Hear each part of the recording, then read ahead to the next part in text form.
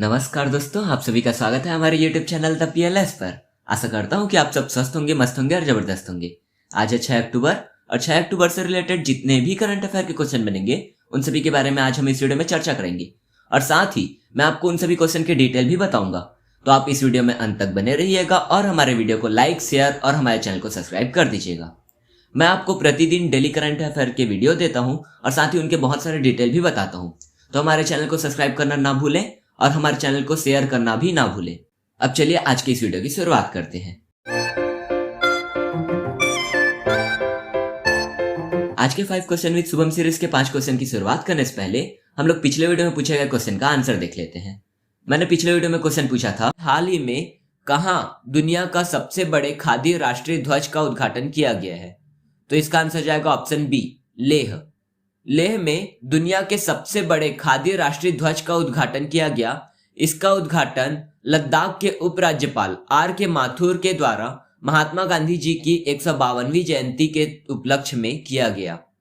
इस ध्वज की लंबाई 225 फीट है और इसकी चौड़ाई 150 फीट है और इसका वजन 1000 किलोग्राम है।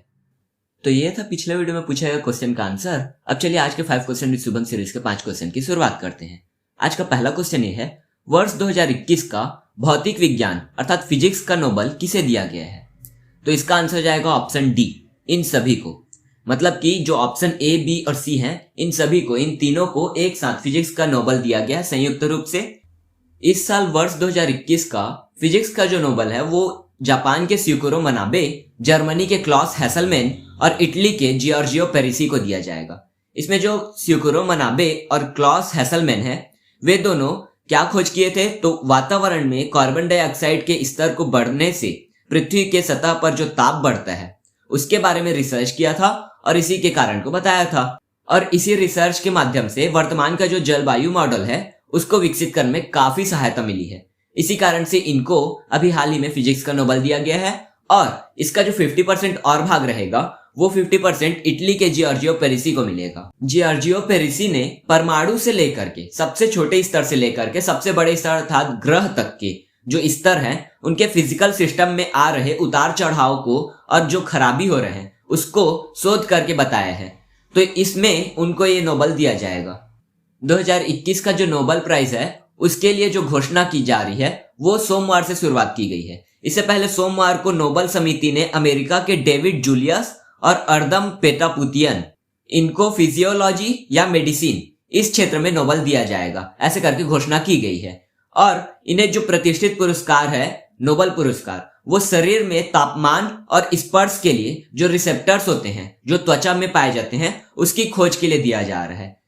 इनमें जो जूलियस है उन्होंने क्या किया था, नर्व सेंसर्स जो होते हैं अर्थात हमारी त्वचा के ऊपर जो नर्व्स होते हैं उनकी पहचान करने के लिए जो सक्रिय घटक है किसका, मिर्च का सक्रिय घटक कैप्साइसिन नामक एक सक्रिय घटक है, उसको हमारी त्वचा पे डाला और त्वचा में डालने से जो हमारे नर्व्स होते हैं उन पर गर्मी का असर का पता चला और इसी को खोज करने के लिए इन्हें नोबेल पुरस्कार दिया गया है चिकित्सा के क्षेत्र में। और जो पोटापोसियन है उन्होंने कोशिकाओं में जो दबाव और संवेदनशील सेंसर पाए जाते हैं उनके मैकेनिकल स्टिमुलेशन की प्रतिक्रिया को बताया है। तो इस कारण से इन्हें चिकित्सा के क्षेत्र में नोबेल पुरस्कार दिया जा रहा है। ये जो नोबेल पुरस्कार हैं उनको एक एक दिन करके दिया जा रहा है। जैसे सोमवार को चिकित्सा के क्षेत्र में दिया गया, मंगलवार को आपका भौतिक के क्षेत्र में दिया गया और आज बुधवार को केमिस्ट्री के क्षेत्र में दिया जा रहा है। तो ऐसे ही अभी 6 दिनों तक के 6 पुरस्कार दिए जाएंगे। तो मैं आपको हर दिन एक एक जो पुरस्कार दिए जा रहे हैं उनके बारे में बताते जाऊंगा और साथ ही जैसे ही ये सभी पुरस्कारों की घोषणा हो जाएगी कि 6 पुरस्कार किन किन को मिला है तो मैं एक पूरा वीडियो लेके आऊंगा नोबेल पुरस्कार के ऊपर रिलेटेड, जिसमें पूरे नोबेल प्राइज से रिलेटेड जितनी भी जानकारी है, जितने भी क्वेश्चन आते हैं उन सभी को कवर करूंगा। तो आप उस वीडियो को देखिएगा और नोबेल पुरस्कार से संबंधित जितने भी आपके डाउट रहेंगे उन सभी को उसमें पूछ सकते हो। तो इस नोबेल प्राइज से रिलेटेड जो वीडियो रहेगा वो आपके SSC MTS और SSC GD कांस्टेबल के लिए बहुत ज्यादा महत्वपूर्ण वीडियो बन जाता है। तो आप तैयारी करने के लिए आप हमारे वीडियो को देख सकते हैं और साथ ही मैथ्स के भी वीडियोस को देख सकते हैं। अब अगर हम लोग नोबेल प्राइज की बात करें तो नोबेल प्राइज की सामान्य जानकारी को अभी देख लेते हैं और उस वीडियो में भी मैं पूरे डिटेल से बताऊंगा। जैसे कि यह जो पुरस्कार है वो 10 दिसंबर को दिया जाएगा। अभी अक्टूबर में क्या कर रहे हैं कि अभी अभी से घोषणा कर दे रहे हैं और 10 दिसंबर को यह पुरस्कार दिया जाएगा। 10 दिसंबर को ही क्यों दिया जाएगा? क्योंकि 10 दिसंबर को अल्फ्रेड बी नोबल की पुण्यतिथि है। अल्फ्रेड बी नोबल कौन है? ये डायनामाइट के आविष्कारक हैं और इन्हीं के ही याद में यह पुरस्कार दिया जाता है। इन पुरस्कार में क्या दिया जाता है? तो 10 मिलियन स्वीडिश क्रोनर दिया जाता है। ये जो 10 मिलियन स्वीडिश क्रोनर है, इसकी जो वैल्यू होती है वो अगर यूएस डॉलर में देखें तो 1.14 मिलियन यूएस डॉलर के बराबर होती है। और इसके साथ ही इसमें एक गोल्ड मेडल भी दिया जाता है। अब अगर हम लोग नोबेल प्राइज के इतिहास के बारे में देखें तो इसकी शुरुआत 1901 में की गई थी। ये जो डायनामाइट के आविष्कारक अल्फ्रेड बी नोबल है, उन्हीं की याद में दिया जाता है, जैसे कि अभी बताया। और यह प्रतिवर्ष 10 दिसंबर को दिया जाता है। यह 6 क्षेत्रों में दिया जाता है: physics, medicine, chemistry, economy, literacy और पीस। ये 6 क्षेत्र होते हैं। इनमें से जो 5 क्षेत्र हैं वो स्वीडन द्वारा दिए जाता है और जो पीस का जो नोबेल प्राइज है वो नॉर्वे की राजधानी ओस्लो में दिया जाता है, ओस्लो की संसद द्वारा। तो इतनी सारी बातें इस क्वेश्चन से रिलेट करके आप याद रखेंगे और नोबेल प्राइज से रिलेट करके याद रखेंगे। अगर आपको हमारे इस वीडियो का पीडीएफ चाहिए तो आप डिस्क्रिप्शन बॉक्स में दिए गए लिंक के माध्यम से हमारे टेलीग्राम ग्रुप में जुड़ सकते हैं, जिसमें आपको डेली करंट अफेयर के पीडीएफ, मैथ्स के पीडीएफ और डेली जीके जीएस के पीडीएफ प्रोवाइड कर दिए जाते हैं। और अगर आपको साथ ही हमारे व्हाट्सएप ग्रुप से जुड़ना है तो आप डिस्क्रिप्शन में दिए गए नंबर पर रिक्वेस्ट कर सकते हैं, जिसे आपको व्हाट्सएप ग्रुप में जोड़ दिया जाएगा और वहां पे आप जो भी डाउटफुल क्वेश्चन रहेंगे उन सभी को रख सकते हैं। और अगर आपको हमारे इंस्टा आईडी से जुड़ना है तो इंस्टाग्राम में द पीएलएस लिख करके सर्च करेंगे, जिससे आपको हमारा द पीएलएस पढ़ो लिखो समझो आईडी मिल जाएगा और आप उसे फॉलो करके हमसे जुड़ सकते हैं। अब आज का दूसरा क्वेश्चन देख लेते हैं। हाल ही में किस राज्य ने गाय के गोबर से बिजली पैदा करने की परियोजना शुरू की है? तो इसका आंसर हो जाएगा ऑप्शन बी, छत्तीसगढ़। हमारे छत्तीसगढ़ राज्य में गाय के गोबर से बिजली पैदा करने की परियोजना शुरू की गई है। यह परियोजना हमारे माननीय मुख्यमंत्री भूपेश बघेल जी द्वारा चालू किया गया है। यह एक ऐसा संयंत्र को मंजूरी दिया गया है जो गाय के गोबर से बिजली बनाएगा। यह बहुत ही यूनिक टाइप का योजना है। इसके साथ ही अगर हम लोग छत्तीसगढ़ में योजनाओं की बात करें तो गोधन न्याय योजना, गरवा नरवा घुरवा बाड़ी योजना, ये सारे योजनाएं भी यहाँ प्रचलित हैं। अब यहाँ पे छत्तीसगढ़ की बात हो रही है तो आप मैप में देख रहे हैं यह छत्तीसगढ़ राज्य, इसकी कैपिटल नया रायपुर है या इसे ही अटल नगर के नाम से जाना जाता है। यहाँ के सीएम भूपेश बघेल हैं, यहाँ की गवर्नर अनुसुईया उइके हैं। इसका जो स्थापना हुआ वो 1 नवंबर को हुआ था 26वां राज्य के हिसाब से। और यहीं पे अगर 27वां और 28वां राज्य देखें तो 27वां राज्य 9 नवंबर को घोषित किया गया था सन 2000 में, और सन 2000 में ही 15 नवंबर को 28वां राज्य झारखंड घोषित हुआ था। तो इसमें हम लोग इसी क्रम को याद रखते हैं कि छत्तीसगढ़ उतरा झारखंड में, इस टाइप से याद रखते हैं। छत्तीसगढ़ 1 नवंबर सन 2000, उत्तराखंड 9 नवंबर सन 2000 और झारखंड 15 नवंबर सन 2000। तो इतनी चीजों को आप याद रखेंगे। छत्तीसगढ़ में जो नेशनल पार्क है उन्हें भी पूछा जाता है। यहाँ पे कौन कौन से नेशनल पार्क है? इंद्रावती नेशनल पार्क, गुरु घासीदास नेशनल पार्क और कांगेर घाटी नेशनल पार्क, ये 3 नेशनल पार्क स्थित हैं। अब आज का तीसरा क्वेश्चन देख लेते हैं। किस राज्य के वाडा कोलम चावल को जीआई टैग मिला है, अर्थात जियोग्राफिकल इंडिकेशन टैग मिला है? तो इसका आंसर हो जाएगा ऑप्शन ए, महाराष्ट्र। महाराष्ट्र के वाडा कोलम चावल को जीआई टैग दिया गया है। इस चावल का उत्पादन महाराष्ट्र के पालघर में व्यापक रूप से होता है। इसे जीनी या झीनी चावल के नाम से भी जाना जाता है। क्या नाम से? जीनी या झीनी, इस नाम से भी जाना जाता है।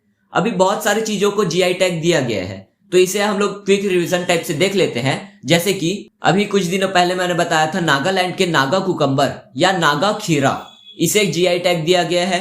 वैसे ही राजस्थान के सोजत मेहंदी को जीआई टैग दिया गया है। असम में जुडीमा राइस वाइन, जो चावल से बनाई गई शराब होती है जुडीमा नाम से, उसे जीआई टैग दिया गया है। मणिपुर में 2 चीजों को, सिरारा खोंग मिर्च और तमोंग लोंग संतरा, ये क्या है? मिर्च और संतरे के प्रकार हैं जो सिरारा खोंग जगह पे मिलती है, तो सिरारा खोंग मिर्च हो गया, और संतरा जो है वो तामेंगलोंग नामक एक गांव में मिलता है, इसलिए तामेंगलोंग संतरा।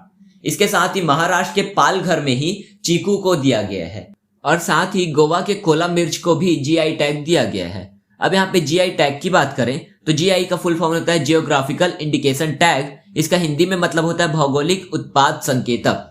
ये क्यों दिया जाता है? तो किसी विशेष क्षेत्र में कोई खास चीज की अगर उत्पादन होने लगे और वह क्षेत्र उसी खास चीज के नाम से जाने जाने लगे, तो क्या करते हैं कि उसे उस जगह का टैग दे देते हैं। जैसे कि यहाँ पे सिरारा खोंग मिर्च को दिया गया है।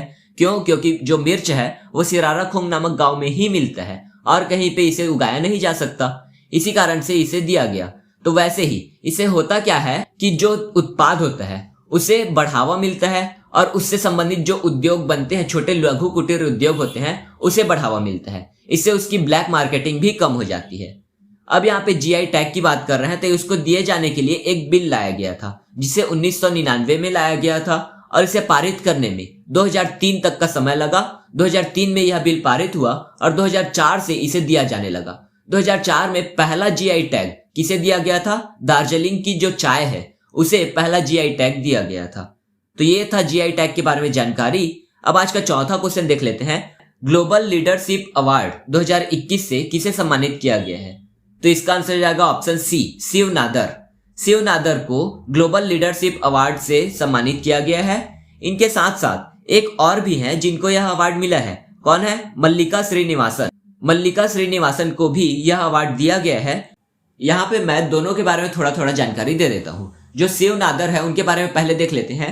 शिव नादर HCL कंपनी के फाउंडर हैं और वर्तमान में ये HCL कंपनी के अध्यक्ष भी हैं। भारत के तीसरे सबसे अमीर इंसान हैं। ठीक है, तो HCL कंपनी के फाउंडर और मानद अध्यक्ष और भारत के तीसरे सबसे अमीर इंसान, ये तीनों चीजों को आप याद रखेंगे। यहाँ पे जो इसकी कंपनी है HCL, इसका जो अधिकार है वो अपनी बेटी रोशनी नादर मल्होत्रा को सौंप दिया है। तो इसको कंपनी को ऐसा सौंपने के कारण क्या हो गया कि रोशनी नादर मल्होत्रा जो है वो भारत की सबसे अमीर लेडी बन गई है। रिचेस्ट वुमेन इन इंडिया कौन बनी है? रोशनी नादर मल्होत्रा। ये HCL की अब मालिक बन चुकी है। इसके साथ ही ये जो ग्लोबल लीडरशिप अवार्ड से सम्मानित दूसरा नाम था वो था मल्लिका श्रीनिवासन। मल्लिका श्रीनिवासन कौन है? ये टाफे कंपनी की CMD है। टाफे क्या है? तो टाफे एक ट्रैक्टर की कंपनी है जिसका फुल फॉर्म है tractors and farm equipment limited. इसी के जो CMD है उनको यह पुरस्कार दिया गया है। यह पुरस्कार US इंडिया बिजनेस काउंसिल के द्वारा दिया जाता है। ये 6 और 7 अक्टूबर अर्थात आज और कल ये पुरस्कार दिया जाएगा। इंडिया आइडिया समिट होने वाला है, इसी में ही यह पुरस्कार दिया जाएगा। तो ये था इस क्वेश्चन के बारे में डिटेल। अब आज का पांचवा और अंतिम क्वेश्चन को देख लेते हैं। विश्व महिला शतरंज चैंपियनशिप में भारत ने कौन सा पदक जीता है? तो इसका आंसर जाएगा ऑप्शन सी, सिल्वर पदक। अर्थात जो विश्व महिला शतरंज चैंपियनशिप है उसमें भारत ने सिल्वर पदक या रजत पदक जीता है। इंडिया ने पहली बार यह मेडल जीता है। इस खिताब में पहली बार यह चैंपियनशिप में ऐसा मेडल जीता है और पहली बार में ही इन्होंने सिल्वर मेडल जीत लिया। अब यहाँ पे सिल्वर मेडल जीता है, इसका मतलब यह है कि फाइनल हारी है। तो फाइनल किससे हारी? रसिया से हारी है। रसिया ने यहाँ पे गोल्ड मेडल जीता और इंडिया ने सिल्वर मेडल जीता है। शतरंज के रिलेटेड अगर फैक्ट देखें तो वर्तमान में भारत में टोटल 70 शतरंज के ग्रैंड मास्टर हो चुके हैं। यहाँ पे 70वां ग्रैंड मास्टर कौन था? आर राजा ऋत्विक। ये 70वें ग्रैंड मास्टर थे। और पहले ग्रैंड मास्टर कौन थे? विश्वनाथन आनंद। इन्हें विश्वनाथन आनंद से रिलेटेड अगर फैक्ट देखें तो 1988 में पहले ग्रैंड मास्टर बने थे। इन्हें 1992 में राजीव गांधी खेल रत्न पुरस्कार से सम्मानित किया गया था, जिसका नाम अभी चेंज करके मेजर ध्यानचंद पुरस्कार रख दिया गया है। विश्वनाथन आनंद की एक पुस्तक है जिसे आप याद करेंगे, माइंड मास्टर। इस नाम से एक पुस्तक निकाला था जो बहुत ज्यादा IMP है।